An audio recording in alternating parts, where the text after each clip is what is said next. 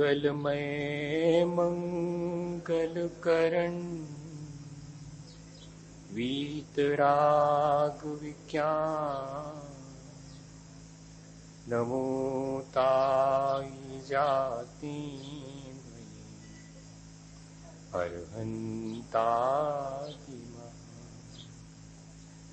जो विद्यादि सागर सुधी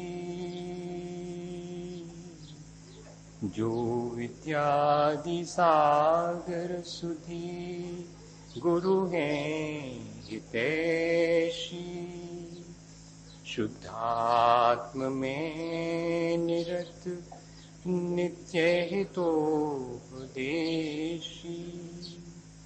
वे पाप ग्रीष्म ऋतु में जल हैं सयाने पूजून हैं सतत केवल ज्ञान पाने पूजून हैं सतत केवल ज्ञान पाने। बोले भगवान महावीर स्वामी की 10 लक्षण महापर्व की आचार्य गुरुवर विद्यासागर मुनि महाराज की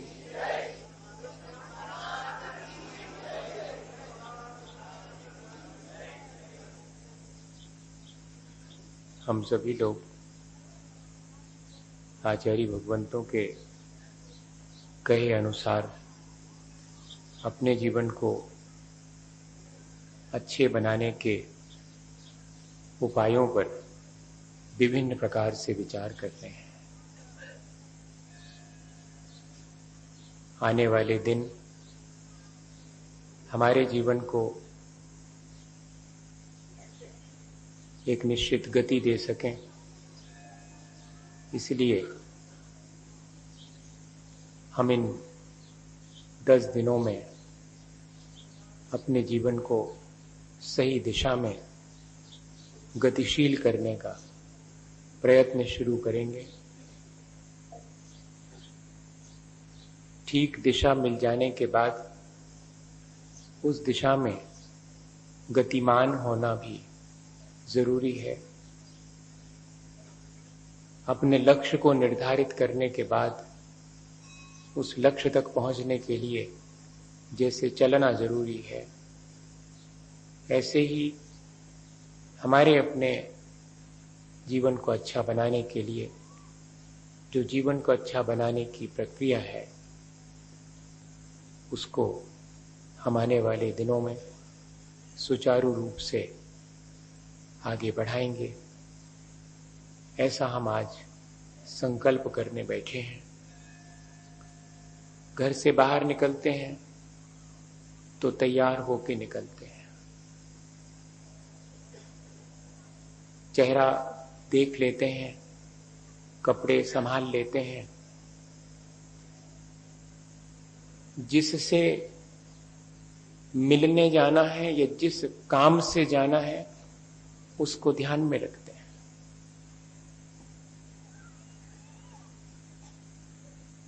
और अगर अपने शहर से दूसरे शहर की यात्रा करनी हो तो थोड़ी और तैयारी कर लेते हैं।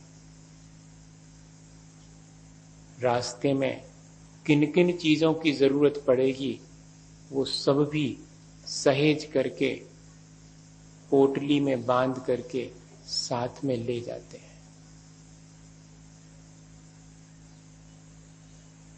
चाहे किसी भी तरह की तैयारी हो, घर से बाहर जाने की या शहर से बाहर जाने की, या 365 दिन पढ़ के परीक्षा देने की तैयारी हो, या बेटी के बड़े हो जाने पर उसके ब्याह की तैयारी हो, सबकी तैयारी बड़े मनोयोग से करनी पड़ती है, बड़ी सावधानी से करनी पड़ती है। अपने जीवन को हम अच्छा बनाना चाहते हैं तो ये 10 दिन हमारी उसी तैयारी के दिन है।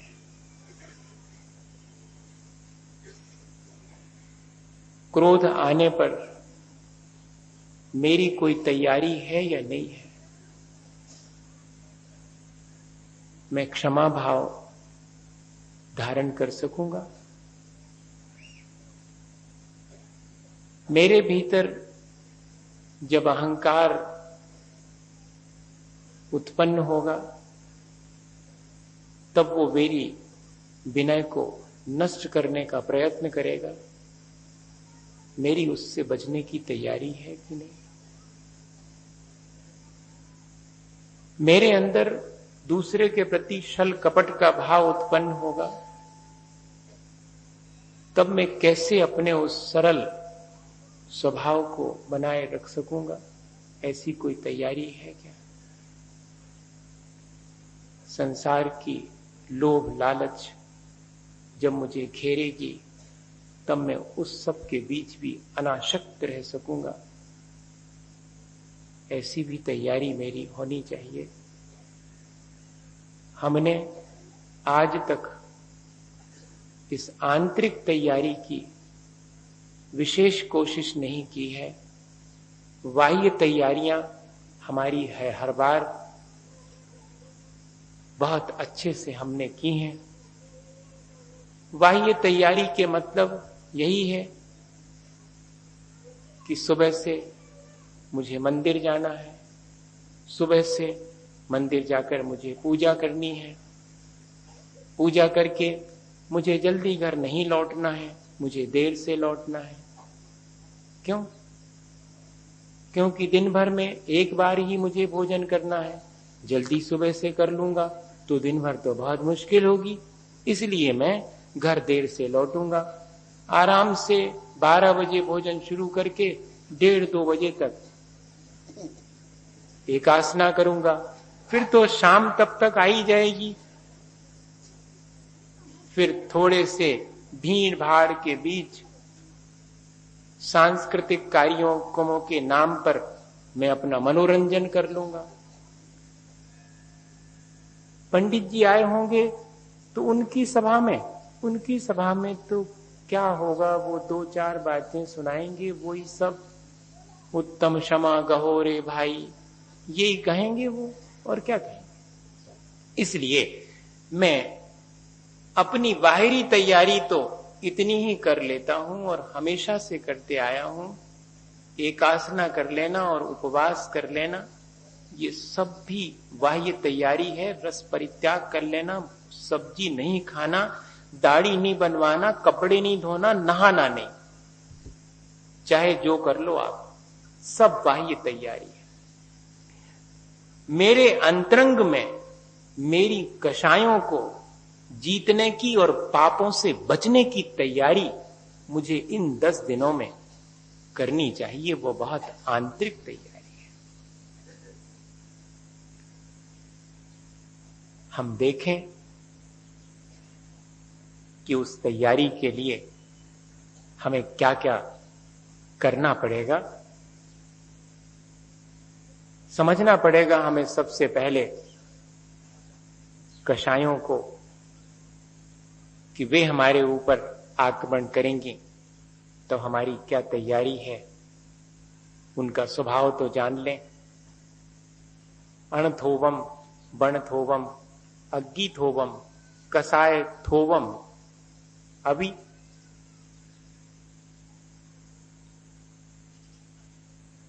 ऋण जब लिया जाता है तब बहुत थोड़ा ही लिया जाता है। घाव जब होता है तो बहुत छोटा सा होता है। अग्नि की चिंगारी भी बहुत अल्प दिखाई पड़ती है। ये सब जैसे प्रारंभ में बहुत थोड़े होते हैं, दिखाई पड़ते हैं, लेकिन थोड़ी सी असावधानी में ये बढ़ करके और बहुत बड़े हो जाते हैं। ऐसी ही कषायें हैं, वे भी प्रारंभ में अल्प जान पड़ती हैं लेकिन पूरे जीवन को नष्ट करने वाली हैं। ये उनका स्वभाव है। हम सोचते हैं कि हमने किसी से 4 आने पैसे उधार ही तो लिए हैं, चुका दूंगा, लेकिन वे 4 आने पैसे नहीं चुक पाते पूरी जिंदगी हिसाब बढ़ता ही चला जाता है। उधार लेने वाले किसान से पूछो, वो जितना उधार लेता है उसका ब्याज तक पूरी जिंदगी नहीं चुका पाता। मूलधन की तो बात ही अलग है।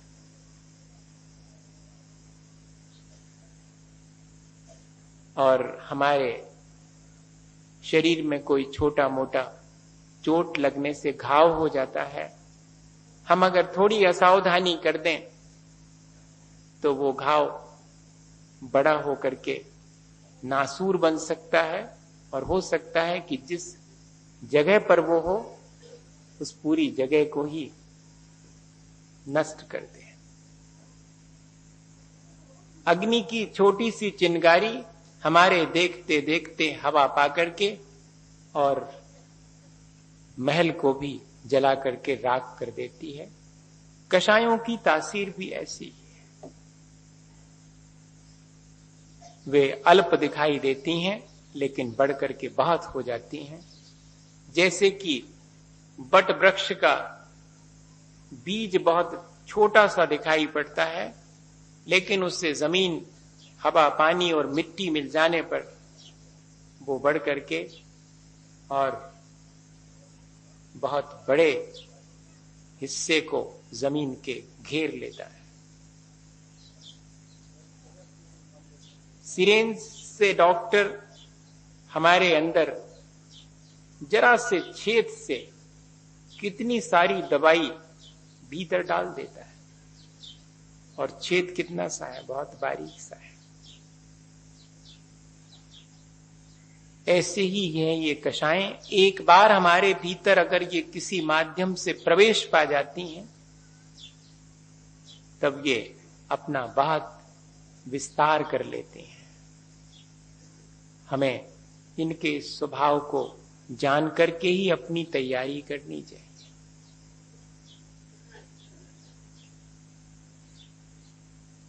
अनादिकाल से हमारे भीतर इनका प्रवेश हो चुका है संस्कार की तरह। उस संस्कार के चलते हमारी मनोवृत्ति भी परिवर्तित होती रहती है, वातावरण उसे प्रभावित करता है, और वर्तमान का जो हमारा कर्म है वह भी इसके लिए जिम्मेदार है। इन चारों चीजों को अगर हम ठीक समझ लेंगे तो ही हम बच पाएंगे इन कषायों से।